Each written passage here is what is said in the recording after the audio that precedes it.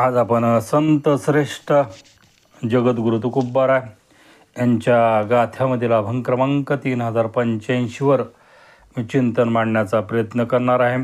काय ढोरा पुढे घालून मिष्टान्न, खरासी लेपण चंदनाचे. नको नको देवा खळासी संगती, रस ज्या पंगती नाही कथे. काय सेज बाज माकडा बिलास, अलंकारा नास करुणी टाके.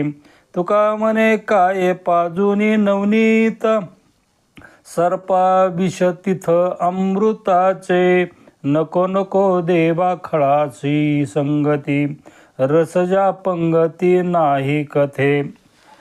प्रथम संत श्रेष्ठ जगद्गुरु तुकोबाराय यांच्या चरणी साष्टांग दंडवत घालतो. सर्व साधू संतांच्या चरणी साष्टांग दंडवत घालून पांडुरंग परमात्मा यांच्या चरणी साष्टांग दंडवत घालून माझ्या या चिंतनाला सुरुवात करतो.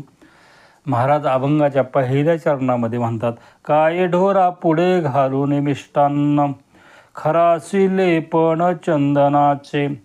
कारण या संपूर्ण अभंगामधून महाराज खळ व्यक्तीबद्दल बोलतात. आता खळ म्हणजे कसा आहे तो, कारण जे खळांची व्यंकटी सांडो, तया सत्कर्मी रती वाढो. भूता परस्परे जडो मैत्र जीवांचे. कारण माऊलीला पहिली आठवण खळाची झालेली आहे. याच्यावर मी चिंतन मांडलेलं आहे. खळ म्हणजे बुद्धिवान आहे, खळ हा ज्ञानी आहे, खळ हा श्रीमंत आहे. खळ मनुष्य त्याच्या जीवनामध्ये सर्व गोष्टीने ताकदवर आहे असा खळ मनुष्य. पण त्याचा खळ मनुष्याच्या अंगी एकच वाईटपणा आहे, त्याच्या मनाचा वाकडेपणा. तो मनाचा वाकडेपणा तो त्याच्या जीवनामध्ये जीवनभर काढून टाकीत नाही. म्हणून माऊली म्हणतात त्याच्या मनाचा वाकडेपणा टाकावा. कारण दुष्ट मनुष्यापेक्षा सुद्धा हा वाईट असणारा खळ मनुष्य आहे. म्हणून महाराज म्हणतात त्या खळाची संगती माझ्या जीवनामध्ये नकोच आहे. कारण या संपूर्ण अभंगामधून महाराजांनी उदाहरणं दिलेली आहेत. आता पहिल्या चरणामध्ये महाराज सांगतात आता खळ मनुष्य कसा असतो. कारण उदाहरण दिले महाराजांनी. एखादा मनुष्याच्या घरी जनावर ढोर आहेत, त्याच्या घरी गाढव आहे. मग काय करणार तो खळ मनुष्य? त्या जनावराला श्रीखंड, बासुंदी, लाडू, जिलबी, गुलाबजामुन, करंजी इत्यादी मिष्टान्नाचे पदार्थ करून तो खाऊ घालणार आहे. कशासाठी? तो लोकाला दाखविणार आहे मी किती श्रीमंत आहे, मी किती म्हणजे जनावरावर माझ्या जीवनामध्ये प्रेम करतो. हे वाकडेपणा आहे, त्याच्या मनाचा जो वाकडेपणा आहे तो दाखविण्याचा तो प्रयत्न करीत असतो. मग तो त्याच्या जवळच्या मनुष्याला सुद्धा तो हे श्रीखंड, बासुंदी, लाडू, जिलबी, गुलाबजामुन खाऊ घालणार नाही. गावाला तर नाही, भावकीला तर त्याच्या जीवनामध्ये खाऊ घालणार नाही. हे कारण जवळच्या लोकालाही जरी त्याने त्याच्या जीवनामध्ये हे मिष्टान्नाचं भोजन खाऊ घातलं तर त्यांचा आत्मा तृप्त होईल. कारण आत्मा तृप्त झाला तर ते त्याला कारण चांगला आशीर्वाद देतील. पण हा खळ मनुष्य तसा त्याच्या जीवनामध्ये कधीच करणार नाही. कारण त्या जनावराला काय आवडतं? जनावराला ताजा चारा लागतो. ताजा चारा जर त्या जनावराला खाऊ घातला तर ते जनावर तृप्त होतील. पण हा तसं करणार नाही. कारण त्याच्या श्रीमंतीचं, त्याच्या ज्ञानाचं तो प्रदर्शन करण्याचा तो प्रयत्न करणार. हे पहिलं उदाहरण दिलं महाराजांनी. दुसरं उदाहरण दिलं, त्याच्या घरी गाढव आहे तर काय करणार? मग ते मोती साबण घेणार, भारीतलं भारी मोती साबण घेणार, तळ्यावर नेणार, सगळ्या गावाच्या देखत चंदनाची ओटी सोबत घेणार, मोती साबणानं त्या गाढवाला आंघोळ घालणार, स्वतः चंदनाची ओटी सर्व अंगाला लावणार आहे. अष्टगंध, माळ, बुका, मोठ्या मोठ्या हाराच्या माळा गाढवाला घालून त्या तळ्याहून गावात मिरवीत आणणार आहे.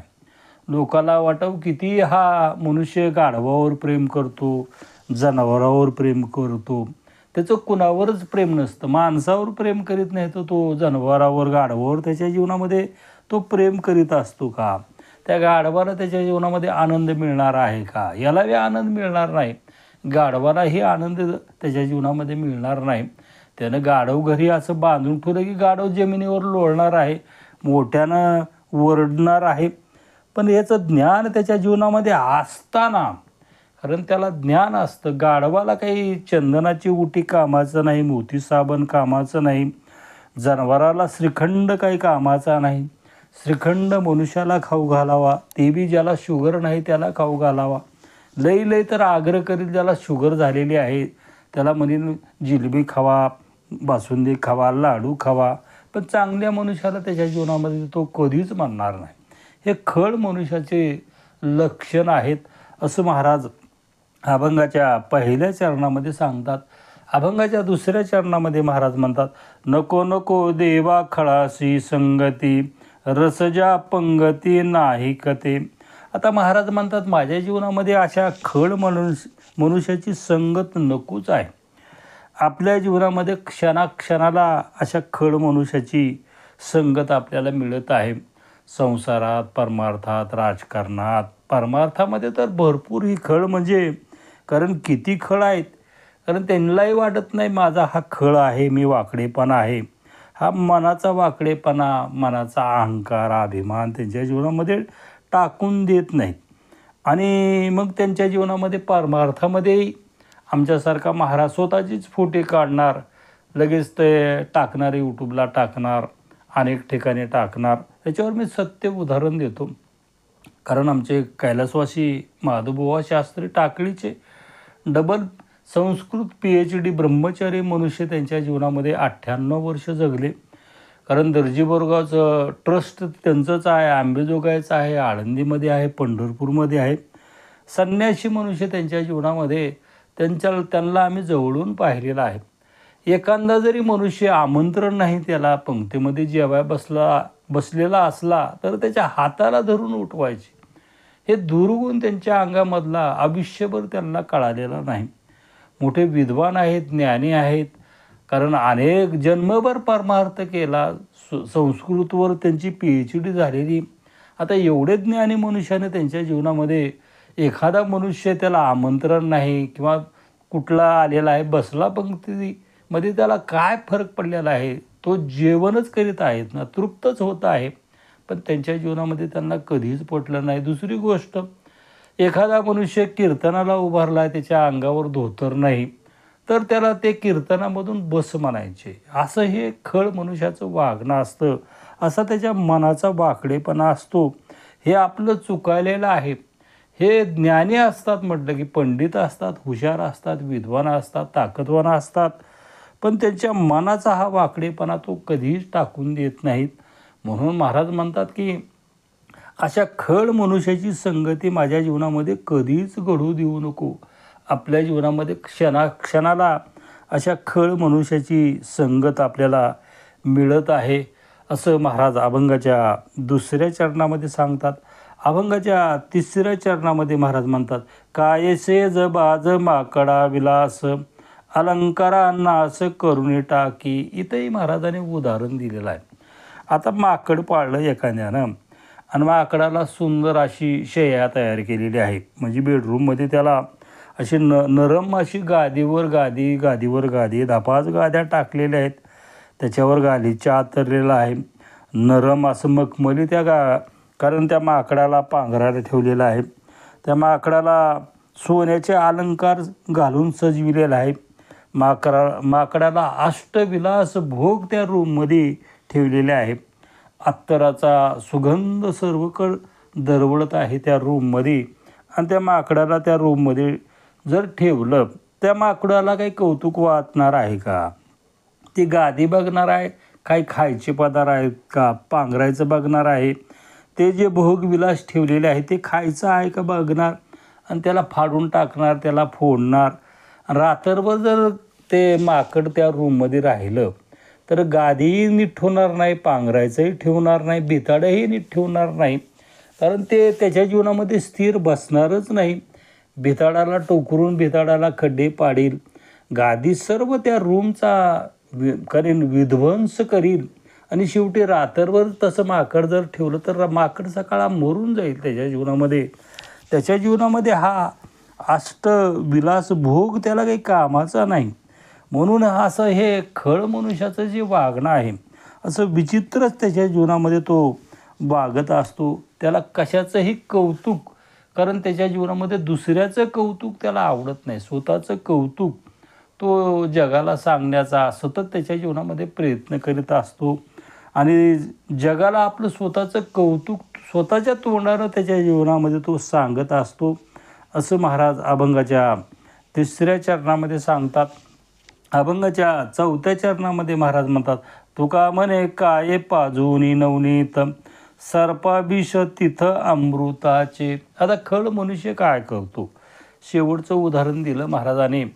कारण सर्प पाळतो. आता सर्प पाळल्यानंतर त्याला काय करतो? नवनीतमध्ये गाईचं दूध पाजवितो. गाईचं निरसं दूध आणून पाजवितो आणि मग निरसं दूध आणून पाजून त्या सापाला, आता निरसं दूध पाजविलं काय? अमृत आणतो, अमृत त्या सापाला पाजवितो. काही त्यानं अमृत पाजविलं, निरसं दूधही पाजविलं त्याच्या जीवनामध्ये. जर तो साप चावला तर त्या सापाचं विषच होणार आहे त्याच्या तोंडामध्ये आणि ते साप चावला की मनुष्य तो मरणारच आहे. त्यालाही त्याच्या जीवनामध्ये जर तो साप चावला तर ते अमृत पाजविल्यानं किंवा दूध पाजविल्यानं त्याच्या तोंडामध्ये अमृत राहणार नाही, त्याच्या तोंडामध्ये विषच राहणार आहे. असं हे खळ मनुष्याचं वागणं या जगामध्ये विचित्र आहे, असं महाराज या अभंगामधून सांगतात. आपल्या जीवनामध्ये अशा अनेक खळ मनुष्य आहेत त्यांच्या जीवनामध्ये आणि त्यांना आपण आपल्या जीवनामध्ये उपदेश करण्याचा किंवा खळ मनुष्य सुधारण्याचा आपण कधीच प्रयत्न करू नये. त्याच्यापासून लांब राहू. ते कधीच सुधारत नाहीत आणि ते दुसऱ्यालाही त्यांच्या जीवनामध्ये सुधरू देत नाहीत. म्हणून अशा खळ मनुष्यापासून आपल्या जीवनामध्ये प्रत्येक मनुष्यानं त्याच्या जीवनामध्ये लांब राहावं. त्याला मार्गदर्शन करण्याचा आपल्या जीवनामध्ये प्रयत्नच करू नये.